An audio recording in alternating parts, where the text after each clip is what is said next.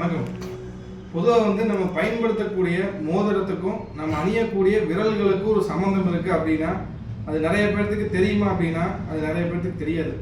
பொதுவாக நம்ம எல்லாருமே மோதிரம் அணிகிறது நம்ம எல்லாருமே மோதிர விரலில் தான் அணிவோம்.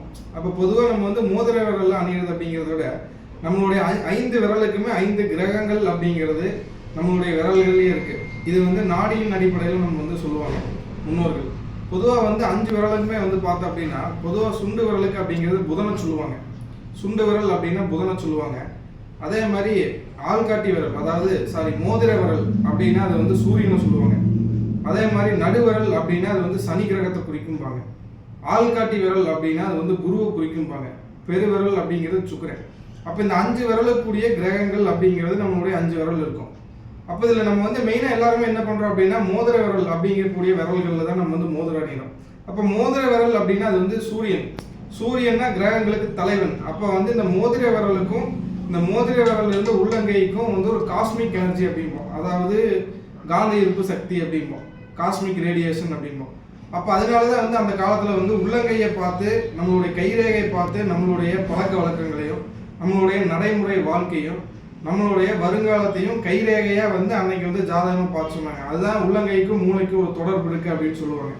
இப்போ நம்ம சப்ஜெக்ட் என்ன அப்படின்னா நம்ம ஒரு குழந்தை படிப்புக்காக ட்ரை பண்ணுது, நல்லா படிக்கணும் அப்படின்னா அது புதன், கல்வி அப்படிங்கிறது புதன்.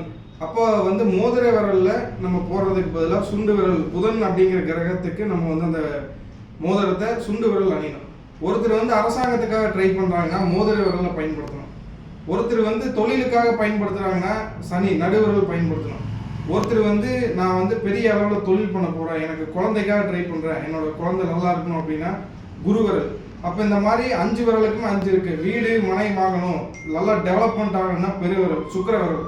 அப்போ இந்த 5 விரலுக்குமே 5 விதமான கிரகங்கள் இருக்குது. அப்போ நம்மளுக்கு ஜாதக ரீதியாக என்ன விரலில் நம்மளுக்கு என்ன கிரகங்கள் நம்மளுக்கு தேவையோ அந்த விரலில் நம்ம எத்தனை கேரட்டு எத்தனை அளவு அப்படிங்கிறது பார்த்து முறையாக போடுறது தான் நிறைய பேர்த்துக்கு பலன் கிடைக்கிது அப்படிங்கிறத இதனுடைய வீடியோ நோக்கம். அப்போ நம்ம பொதுவாக மோதிரம் போடுறதுக்கும் எந்த விரலில் போடணும் எந்த கேரட் போடணும் அப்படிங்கிறத பார்த்து நம்ம பயன்படுத்துறது அப்படிங்கிறது இன்னுமே துல்லியமான விஷயங்கள் தரும் அப்படிங்கிறது அந்த காலத்தில் முன்னோர்கள் நம்மளுடைய மூல நூல்களில் நிறைய எழுதியிருக்காங்க. அதில் இருக்கக்கூடிய ஒரு சின்ன விஷயம்தான் இது. அடுத்து நம்ம வேற ஒரு பதிவில் சந்திப்போம்.